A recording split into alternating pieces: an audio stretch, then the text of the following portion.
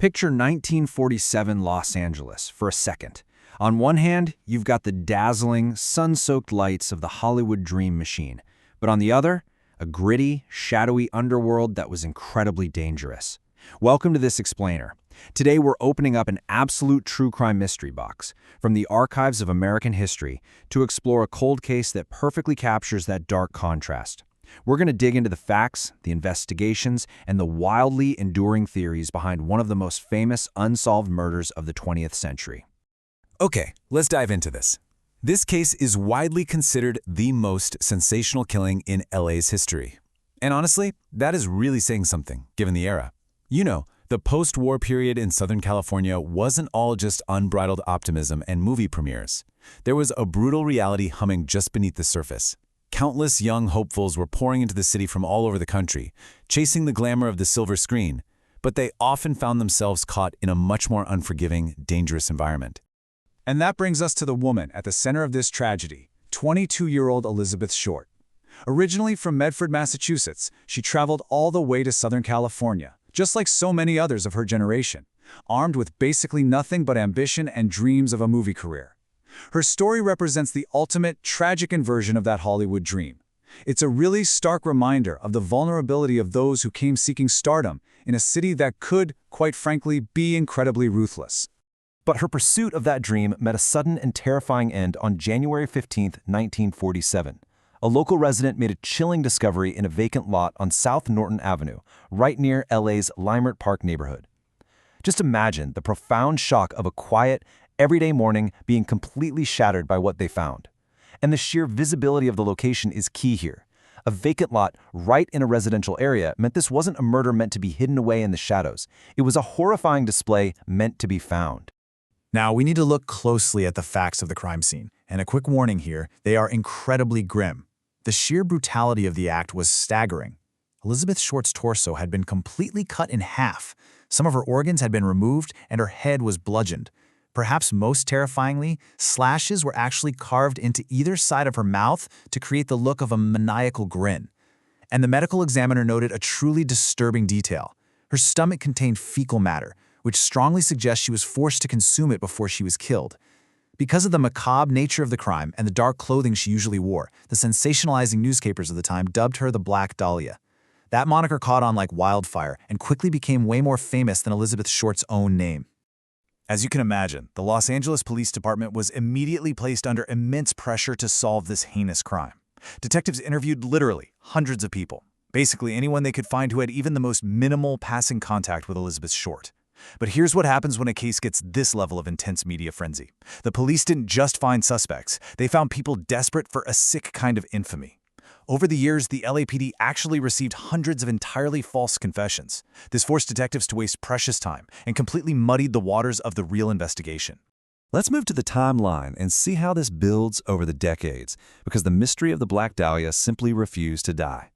Fast forward from the murder in 1947 all the way to 1991, when a woman named Janice Knowlton came forward claiming her late father committed the crime. An excavation of his property did turn up a knife, some farm tools, and jewelry, but absolutely no human remains. Then, in the year 2000, a childhood friend of Short's published a book actually pinning the crime on the legendary actor and director Orson Welles.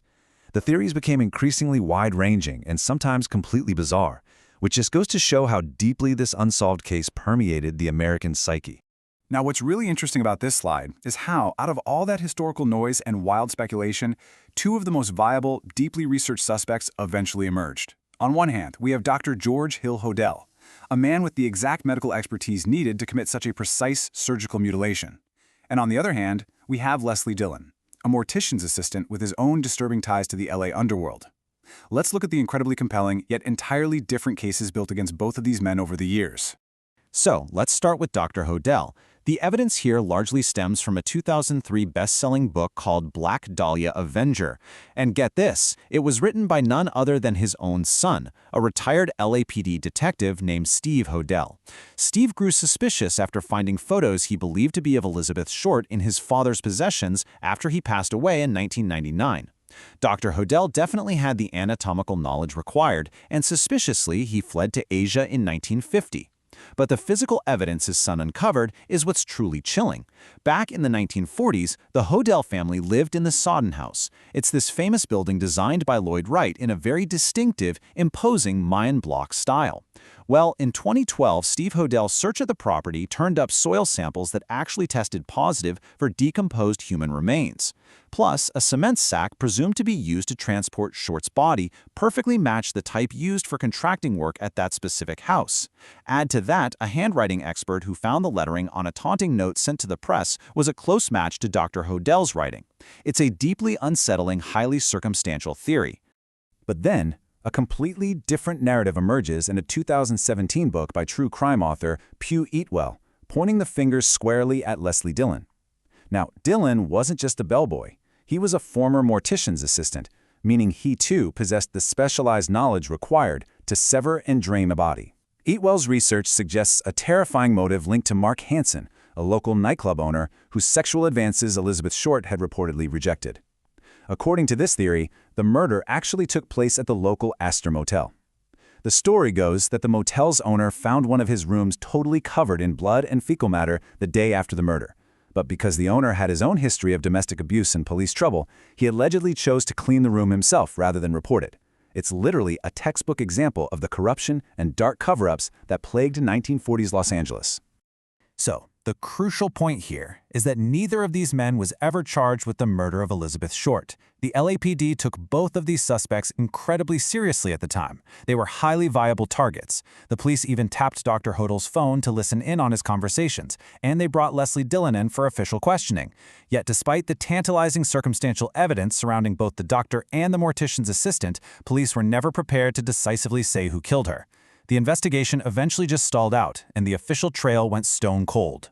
Even without a conviction, Elizabeth Short's story became a permanent fixture of popular culture, fundamentally shaping the modern true crime and noir genres as we know them.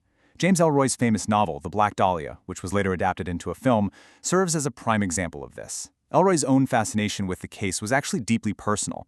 He was just 10 years old when his own mother was murdered outside of LA in 1958, which happens to be another case that remains unsolved to this day. Through literature and film, the Dahlia case transitioned from a literal crime scene into a dark, modern myth. It became the ultimate tragic Hollywood story of innocence destroyed by a corrupt city. Which brings us to a question that continues to haunt historians, detectives, and true crime enthusiasts alike. Will the true killer forever remain hidden in the shadows of 1947 LA? We have meticulously researched theories. We have terrifying circumstantial evidence pointing to men with the precise skills to pull this off. And we have the historical records of a deeply flawed police investigation.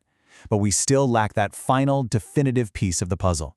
What do you think really happened in the dark corners of that city? This explainer shows just how deeply facts and folklore intertwine when the truth is buried too deep for too long.